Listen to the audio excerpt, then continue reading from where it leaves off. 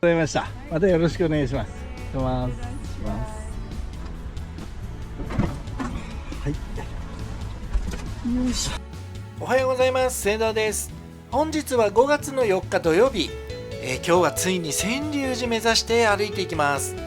今日は昼飯を食べる場所がないので、コンビニで、昼食を買ってからまずは三角寺に向かいます。タクシーであっという間ですね。はい、三角寺に到着しました。昨日三角寺参拝までは終わらせたので、今日はここからスタートします。朝一のお寺は気持ちがいいです。いや、三角寺はただでさえ空気が締まってるお寺ですから、朝早くに来るとまた別格ですよね。今日はこの先しばらくトイレがないので、三角寺のトイレをお借りします。ここのトイレは前回も思ったんですが綺麗ですよね。これだけ綺麗だと快適にトイレを済ますことができます。ありがとうございました。はい、それでは準備を終わらせて、千龍寺に向かいます。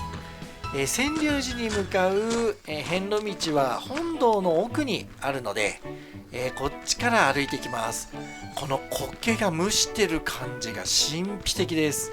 なんか今から異世界に向かうような雰囲気です。そんなこと言ってたらいきなり急登です。出だしからきついんですよね。しかも今日この道、トップバッターが私のようで、クモの巣がすごいんですよ。クモの巣を払いながら進んでいきます。おはようございます。三角寺7時過ぎぐらいに出て、奥の院千龍寺目指してます。本堂の横に入り口があるって聞いてたんですが、たまたまお寺の方がいらっしゃったので、千龍寺に行くのは本堂の奥でいいんですかって聞いたら本堂の奥に道はあるけど、あれは険しい道だからあんまり歩く人いませんよみたいなね言われました。おかしいな。なんかそれでちょっとビビりましたけどね。着々と歩いてます。いきなり出だしから急登で、他の方のお話伺っててもなかなかきつい、道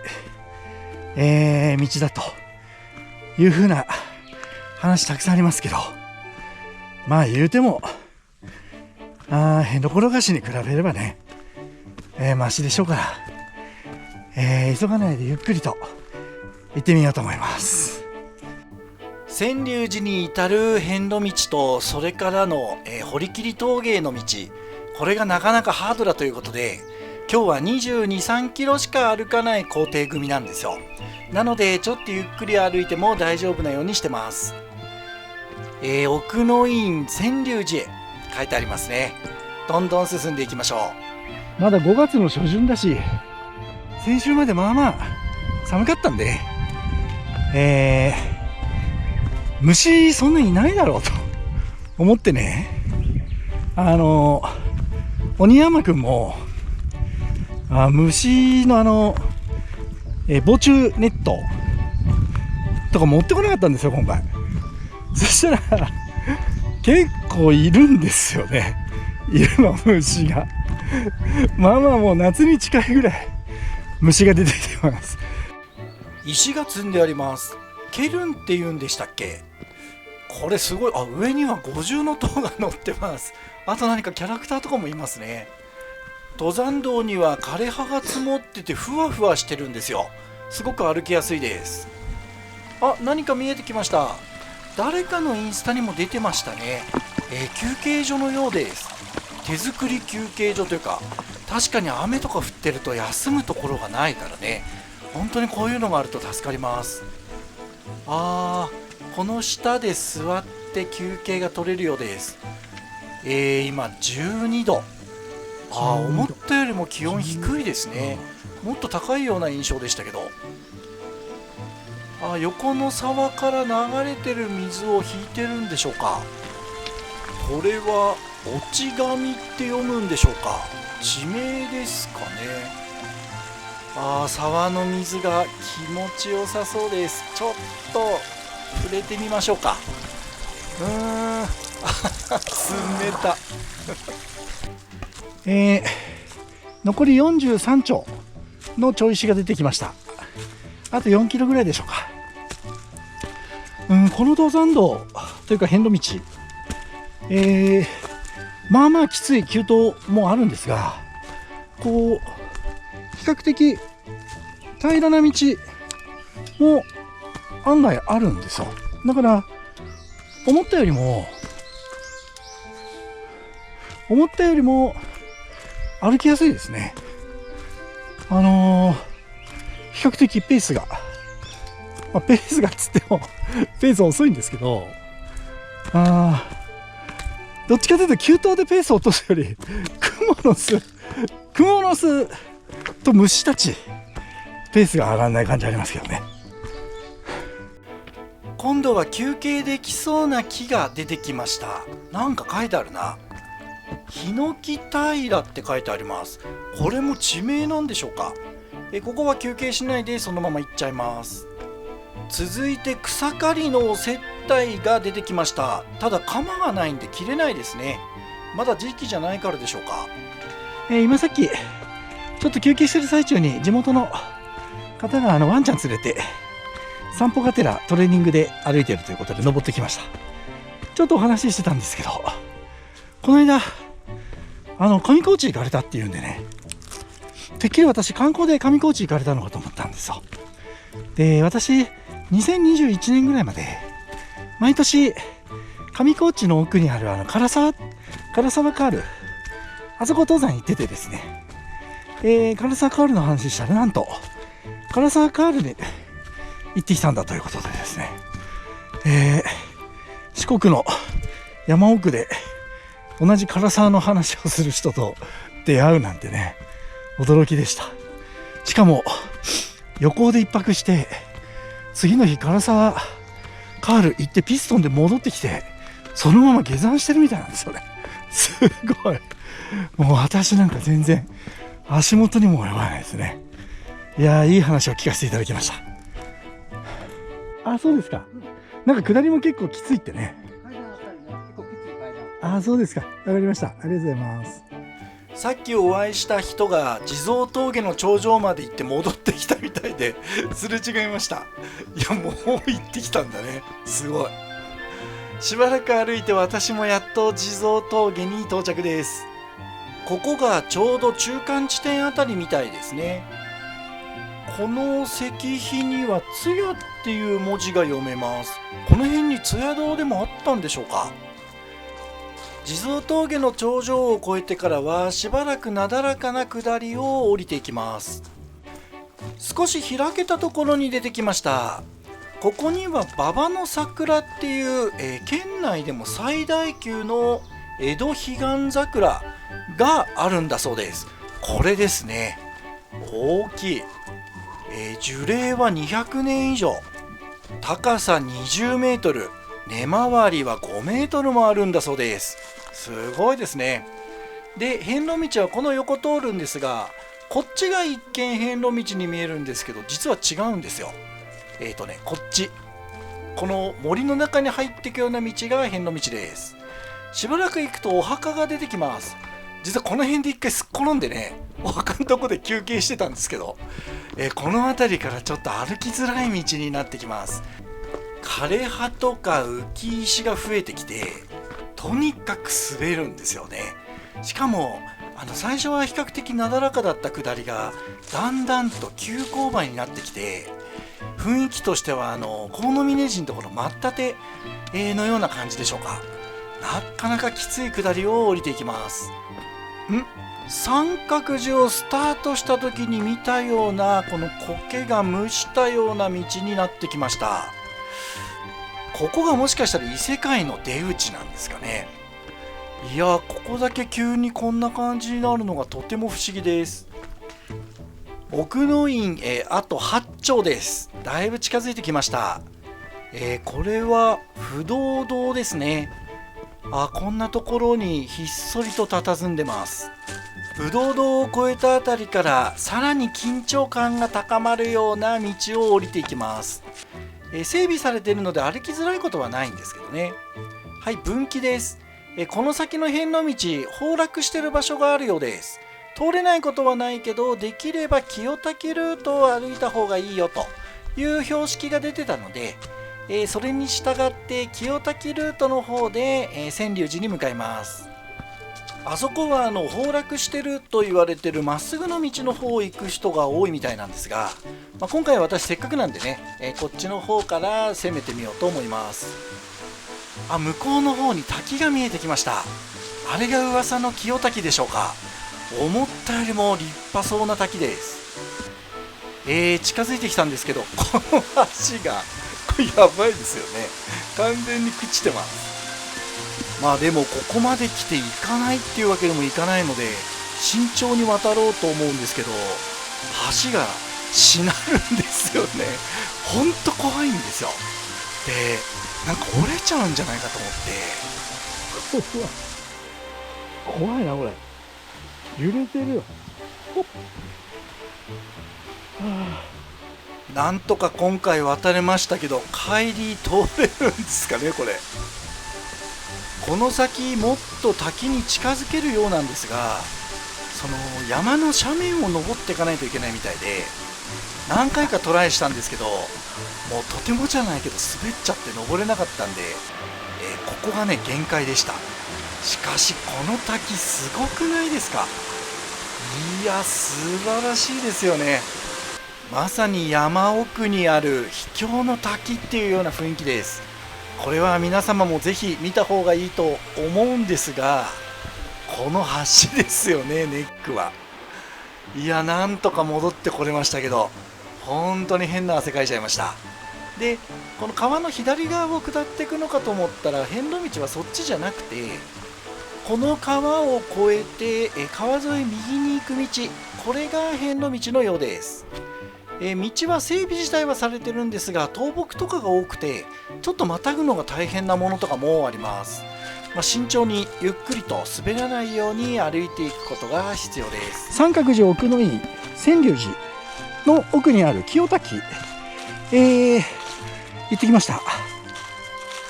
一般的にいろんなところになんとかの滝っていうのはありますが、大体は噂よりもしょぼいというか、そういうところが多いんですけど、ここの清滝は正真正銘すごい滝でした。いや素晴らしい秘境の滝っていう感じですね。いや感動しました。感動しましたが、そこに至るまでの最後の橋とか、周りの整備はされてるんだけど、とにかく滑るんですよね。何度か真剣に変な汗かいたところがありました。特に橋朽ちてて、結構怖いです。もうちょっと朽ちてたら俺行かなかったと思いますね。っていうギリギリ、もう行くギリギリです。ちなみに私の体重も重い方ですが、私より重い人はやめた方がいいと思いますね。橋に乗った瞬間しなったんですよね。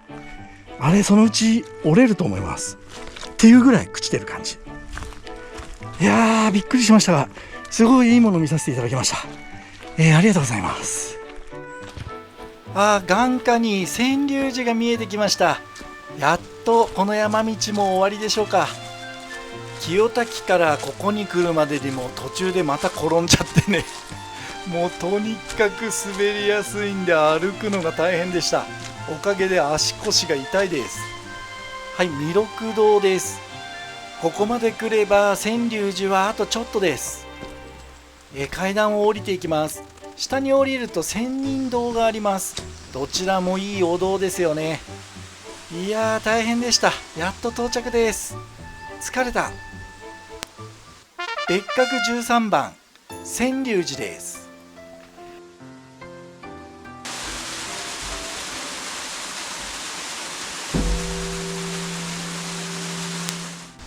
いかにも秘境にあるお寺っていうような風格ですよね。すごい。こちらの本堂は、お寺の中にあります。で中に入っていくんですが、ここで視聴者様に出会います。あ、でも逆光であんまり映んないかもしれないな。あ、どうもありがとうございます。今別格を回ってるんですか？はい、そうなんです。別格だけをこの連休を利用してあー回ろうとしてて、もうじゃあ全部回れる感じ。一巡目を僕は12月3日にとりあえず決断して終わったんですけど、ああ、そうなんですか。やっぱりゴールデンウィーク別格をちょっとしばらくお話しさせていただいてから本堂を参拝します。その後農協いただく時にもいろんなお話を伺わせていただいて大変勉強になりました。ありがとうございます。今日は山道で来たので、ザ・川柳寺っていう建物の外観を見てないんですよね。前回来た時には工事中であんまり見れなかったので、今回お寺の周りをちょっと巡ってみようと思います。川柳寺はね、お寺の下に滝があるんですよ。これすごくないですか？なかなかないですよね、こういうの。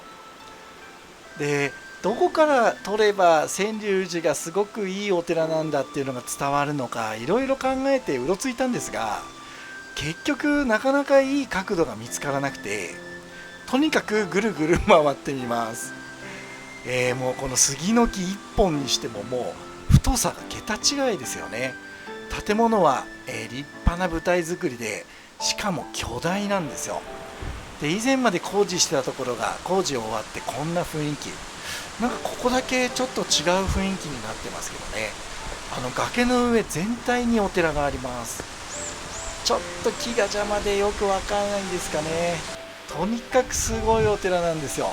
私大好きなんですよね、ここ。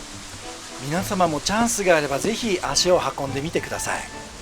はい、それでは、運転寺に向かって歩き出します。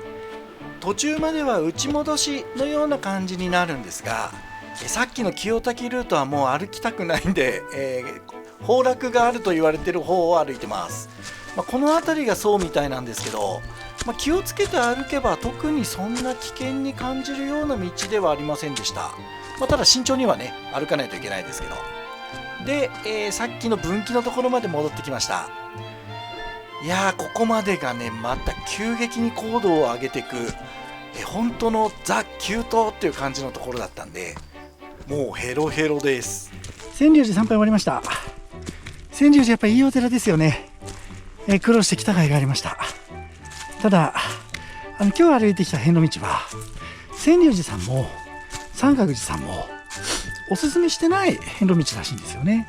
道があんまり良くなくて、過去に遭難者や滑落者出てるということで、危険なんでねというような話されてました。そういえば今川柳寺さんで参拝しようと思ったら先にすれ違ったご夫婦の方いらっしゃったんですけど、すれ違った後戻ってきて、もしかしてスネドラさんですかみたいな。今別格を車で回っているということで、ちょうど私の YouTube を見ていただいているようでですね、視聴者さんにお会いしました。いやー、しばらくお話しさせていただいたんですが、やっぱりああいう視聴者さんと、お話しすると気持ちが高ぶってきていいですよね。やっててよかったなってなります。これからもこういうの増えるようにね頑張っていろいろと YouTube 投稿していきたいと思います。遍路標識の裏に矢印が貼ってあります。こういうのほんと助かりますよね。ありがとうございます。不動堂まで戻ってきました。私事前勉強してなかったんでいまいち分かってなかったんですが、こういう感じになるんだったらここでザックデポすればよかったですね。ちょっと失敗です。異世界の出口まで戻ってきました。この雰囲気ね、なんでしょう、神秘的な感じです。本当になんだったらもうこのまま異世界行っちゃいたいですけどね。はい、右運辺寺。こういうの書いてあると本当助かります。私なんつってもよく道間違えるんで、こうやって親切に書いてくれてるととても助かります。頭上注意。これスパナとか木材が落ちるってことは誰か人が落とすってことですよね。しかもどっから落とすんだろう。これね、なんかいまいち不思議な標識です。ご褒美レベルの素晴らしい景色が出てきました。私川柳寺参拝しようと思ったのはつい最近というか、もともと私別格はあまり打たない、今回はねコンセプト的にあまり打たないとでやってたので、川柳寺も寄るつもりなかったんですけど、皆さん寄ってんのを見てね、私もやっぱり行きてえと思って急遽そういうスケジュールに変えたっていう事情もあって、私あんまり下調べしてなかったんですよ。だから川柳寺を打った後途中まで打ち戻しになることも知らなくて、打ち戻しの急登すごいテンション下がりますよね。ほんと嫌だったわっていう感じで、あんなことになるんだな。あそこの不動堂でしたっけ、あそこにザックデポしときゃよかったななんてね思っちゃいました。もっとちゃんと勉強しないとダメですね。完成です。正山寺越えた後にある天空の遍路道、あの道もびっくりするぐらいの素晴らしい景色の遍路道です。これはすごいですね。いや、壮観です。しばらくこの景色を楽しんでたいところですが、遍路道はここからさらにまた登っていくようです。この景色ともここでおさらばでしょうか。残念。これから堀切峠に向かいます。舗装路から未舗装路になるこのグラデーション感が面白いですね。大嶽神社の鳥居が出てきました。いや、秘境にある神社っていう感じですけど、これを登っていくメンタルは今持ち合わせていないので、このまま進みます。椿戸、道合ってますね。どんどん進んでいきます。竹に遍路シールが貼ってあります。これ大久保寺に行くところにもありましたよね、こういうの。どれが遍路道なのかいまいちわかんないけど進みます。川柳寺まであと一歩っていうところで、私清滝寺ルートを歩いたんですけど、清滝寺ルートはやっぱり下に積もってる落ち葉の量がすごくて滑るんですよね。実は2度ほど転びましたザックカバーも汚れました。ただ怪我とかはねしてないんですけど、私靴もそれなりにちゃんとしたの履いてるのにこんなことやってんだから、ウォーキングシューズの方とかね、くれぐれも気をつけて歩くことをお勧めします。はい、そんなこと言ってるうちに下界に降りてきました。左ですね。疲れた。よし、行くぞ。遍路地図だとこの辺りに、次につながる道があるはずなんですが、ないですね。あれ、道どこにあるんだろうなんて探してるうちに別のもの見つけました。照子錦秋山さんっていう方の石碑ですかね。どなたなんでしょう。なんかすごく立派な石碑ですけど、そんなこんなでいろいろ探してたら入り口を見つけました。道沿いに少しずつ登って山の中に入っていきます。峰の地蔵村というところに出ました。ずいぶん大きいお地蔵様です。はい、どんどん行きましょう。雲辺寺、この先ですね。ここはこの道路を突っ切ってこれか。なんか嫌な予感がする雰囲気ですけど、仕方ないですね。もう行っちゃいましょう。大丈夫でしょうか。ここほっといたら確実にまっすぐ行っちゃいそうですが、実は遍路道はこれ斜め左なんですよ。この遍路標識見逃したらアウトですね。気をつけて歩きましょう。ベンチがありました。このベンチなんで、あるのは助かるんですけど、なんでここにあるんですかね。ちょっと不思議です。この辺りから道がさらに悪くなってきます。ちょっと歩きづらいんですよね。しばらく降りてきて開けたところに出てきました。これで山は終わりかと思いきや、まだ山道は続きます。多分これ雨降った時に水が流れるからなのか、小さな石とか草とかがたくさんあってちょっと歩きづらいです。民家が見えてきました。やっと下山です。今度こそ終わりですね。ここは1巡目の時も歩いた記憶があります。斜め左に入ってショートカットができるんですよね。で降りると自販機があるんですよ。覚えてる？ここの自販機でちょっとした事件があって、なぜかコーラを2本飲む羽目になりました。自販機の少し先にある遍路休憩所で昼食を取りがてらコーラをやっつけようと思います。でここで休憩してたウォーカーズさんに偶然お会いして少しお話しさせていただきました。いやー、あの方本当歩くの早いんで驚きました。なんとウォーカーズさんも川柳寺経由で来たということで、もう脱帽です。これがその噂のコーラです。はい、昼食もとって大休憩も終わったので再び歩き出します。ちなみにウォーカーズさんは今日伊予土井あたりから歩いてるみたいで、それで追い抜かれるというね、もう本当に驚愕です。四国遍路夜の宿お貸しします。雪工房さんのところですよね。全婚宿のようなものなんでしょうか。本当にこういうのがあると助かりますよね。ここね、あれだ、奥に怖い、お人形がいたところだけど、いなくなってるちょっと雰囲気変わっちゃいましたね。ちょっと怖いもの見たさでもう一回いるかななんて思ってましたけど、残念です。昼飯も食べて再び歩き出しました。思ったより遅くなっちゃいましたね。もう2時ぐらいになっちゃってるのかなあと30分ぐらいで椿堂着くと思うんですが、どうでしょうこの先。岡田に着くの5時ぐらいになっちゃいますかね。ところでさっきやっと飲み物が買えて、それがコカ・コーラの自販機だったんですよ。でコーコンペイが使えたんでスマホのアプリでねコーラを買ったんですよ。で確かに俺コーラを押したはずなんだけど、出てきたのがイロハスだったんですよね。イロハスのお水でもお水はいいんだけど、コーラ飲みたいんじゃないですか、こう暑い日は。で仕方がないからもう1本コーラ買ったんですよ。でそしたらもともと最初に買ったコーラも出てきてて、ちゃんと押してたみたいなんですよね。でどうも私が買うより前からイロハスが下に入ってたっぽくて、自販機のあそこにね、そうなるとそのイロハスちょっとこれ飲んでいいのかどうかわからないじゃないですか。今出てきたやつかどうかわかんないんでね。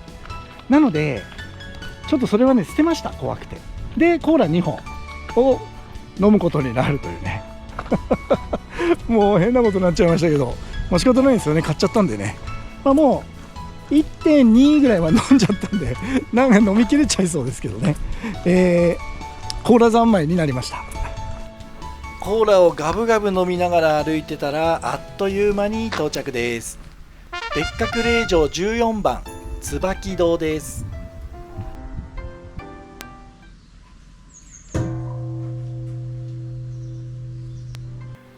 今日は時間に相当余裕を持って予定を組んだんですけど、椿堂に着いたのがもう2時半なんですよ。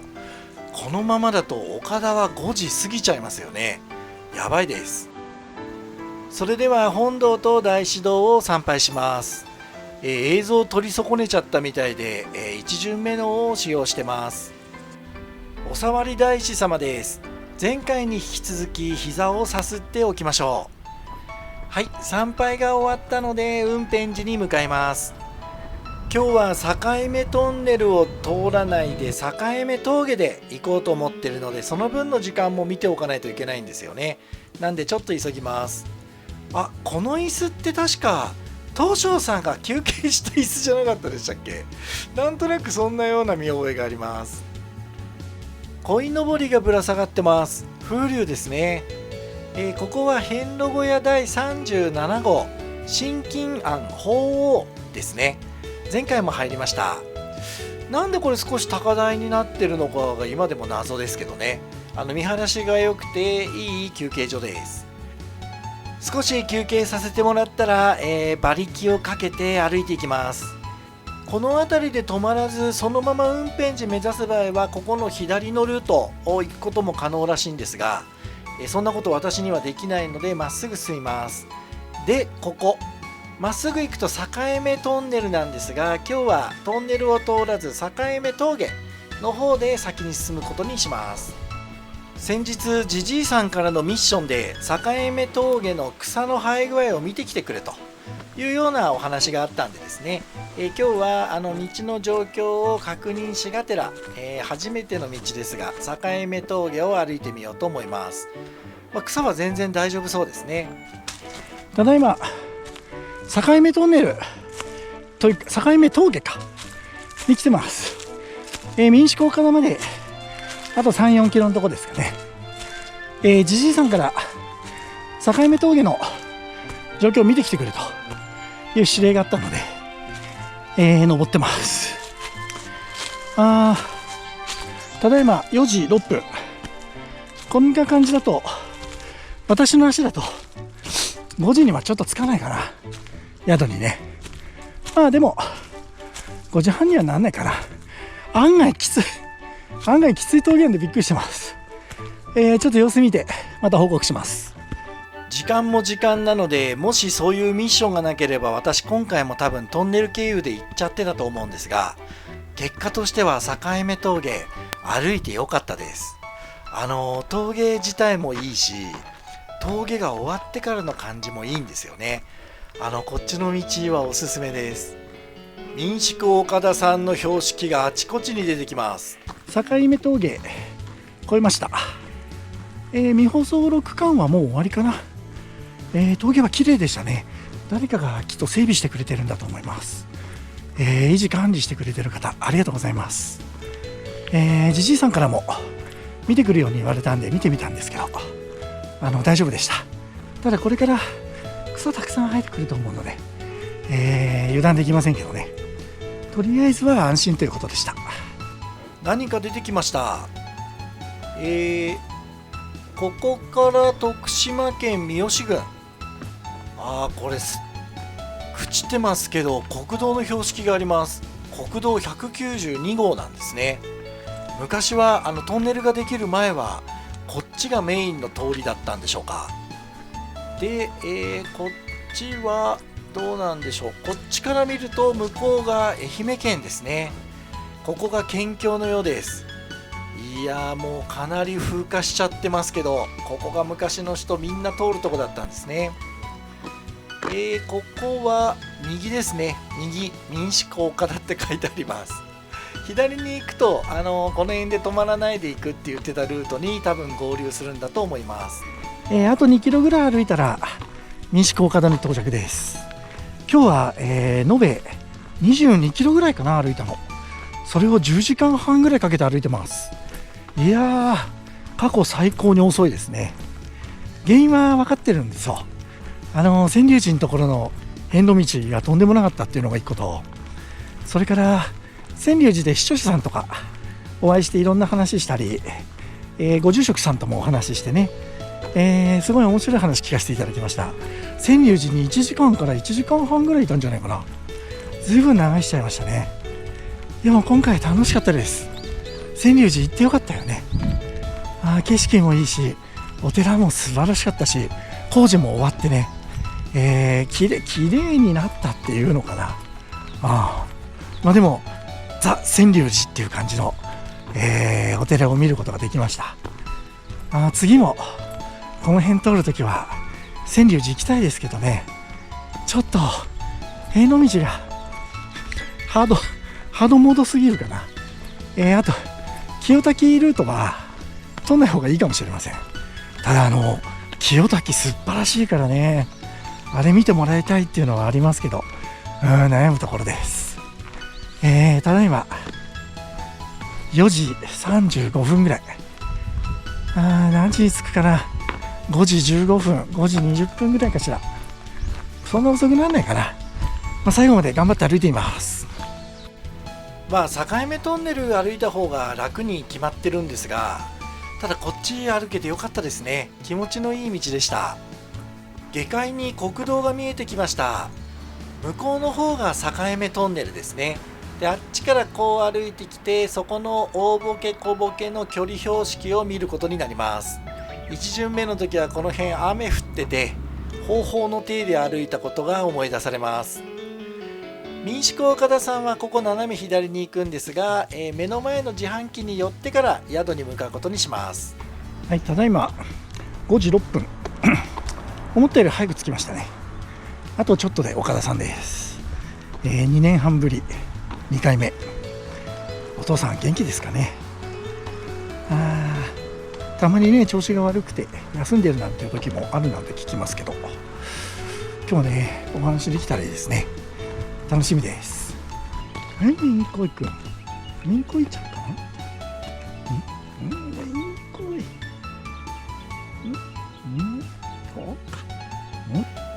着いた。2年半ぶりに、民宿岡田さんに帰ってきました。ただいま5時10分、思ったより早かったでしょうか。お疲れ様です。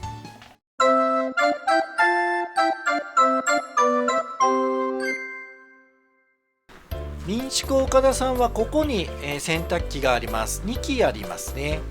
で、こっちに入ってここが入り口になるんですが、ここのお宿で面白いのはこの奥にある、掲示板です。ここにいろんなお遍路さんがいろんなこと書き込んでるんですよね。もうお礼だったり泊まれなかったんでまた来ますとか、そういうことがたくさん書いてあります。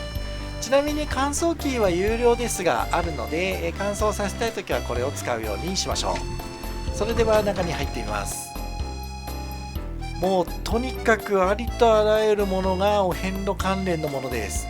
先日山茶さんがこの本1日かけて読みたいなんて言ってましたけどね、貴重な本がたくさんあるようです。今日の私のお部屋は2階のようなんですが、まずは1階から見回してみることにします。ここが食堂ですね。みんなで集まって食事する、お父さんのレクチャーを聞く場でもあります。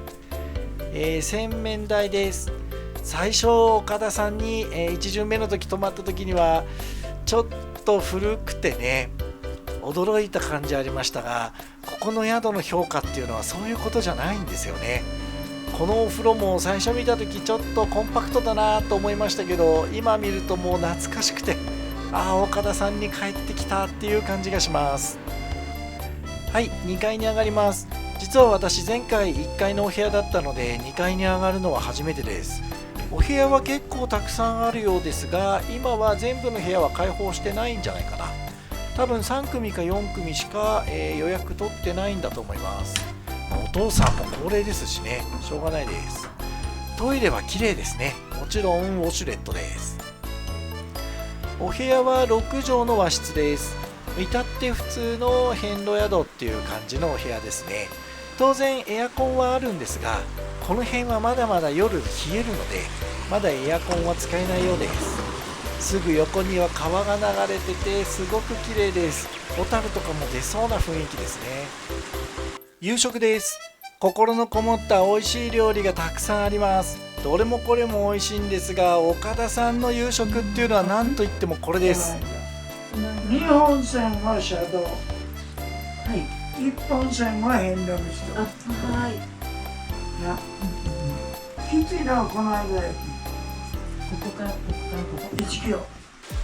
おはようございます。昨晩はあきらさんの運転時攻略法、久々に聞けて大満足です。いやもう御年96歳とは思えないですよね。あきらさんと会ってそれであの話が聞ける、それが民宿岡田さんに泊まる理由なのかもしれないですね。